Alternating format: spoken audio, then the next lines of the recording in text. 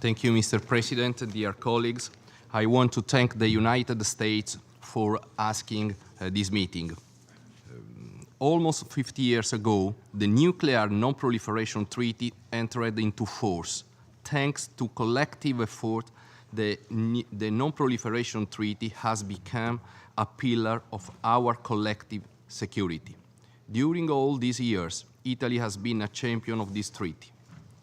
Non-proliferation is a fundamental good that the international community and the Security Council have to preserve. Collective security cannot be guaranteed without non-proliferation. It's important to have a robust and effective implementation of the international law. There should be accountability. Nor the Democratic People's Republic of Korea has caused one of the biggest crises of our times. We have to stand firm and united to defend non-proliferation, which is a common good for all of us and a guarantee of peace, security, and stability. Italy has condemned Pyongyang's launch of a ballistic missile over Japan on the 15th of September, as well as all missile and nuclear tests. With Resolution 2375, the Council sent a clear and strong message. Further attempts of the regime to defy the United Nations will backfire. And if North Korea wants to step back from self-isolation, it must stop developing its missile and nuclear program. A different story is that of Iran, which has moved in a positive direction regarding its own nuclear program. The Iran nuclear deal has delivered gains for global security by imposing strict limits on Tehran's nuclear program. And in return, we have lifted the sanctions. It's a good example of effective diplomacy and smart sanctions. But reaching this deal was just the beginning.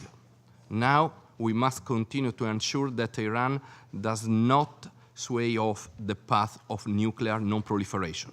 Italy, as a Security Council facilitator of Resolution 2231, will continue to foster the smooth implementation of this crucial resolution. We are concerned by Iran's missile test, which seem inconsistent with the spirit, if not the letter, of Resolution 2231. This can worsen regional instability and can put at risk the progress made so far. Unfortunately, where we have seen no progress is in Syria. To the contrary, we have seen the repeated use of chemical weapons against innocent people. This is a horrific war crime. Those found guilty of this war crime have to be sanctioned accordingly. Therefore, we need to redouble our effort to identify anyone who has played a role in the use of chemical weapons against the defenseless civilian population. Dear colleagues, just a few more words on the use of sanctions. As chair of the 1718 Committee on North Korea, Italy has focused on the concrete effects of sanctions. It's important to monitor their implementation to get a precise picture of compliance by the membership and to address weaknesses in their enforcement. We have also placed emphasis on strengthening technical assistance and capacity building, providing member states with the necessary tools to implement the sanctions. Moreover, we have worked to increase political awareness of the sanctions framework. To this goal, the 1718 Committee has intensified its outreach activities and has facilitated regular exchange of information among member states, the committee, and the panel of experts. So far, 6 outreach meetings have taken place for each UN regional group, and we have already scheduled on the 9th of October an open briefing for all the UN membership. Thanks to this outreach, an increasing number of states are now reporting to the 1718 Committee on the implementation of the sanctions. We are seeing the results of our joint work.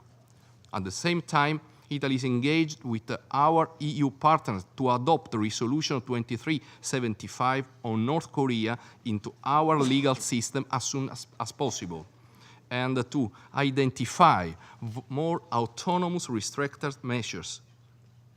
A final remark. We want to ensure that the sanctions have an impact on the proliferation programs of the regime, but also avoid any negative effects on the humanitarian situation. Because as an international community, we care about the fate of the people of North Korea. I thank you, Mr. President.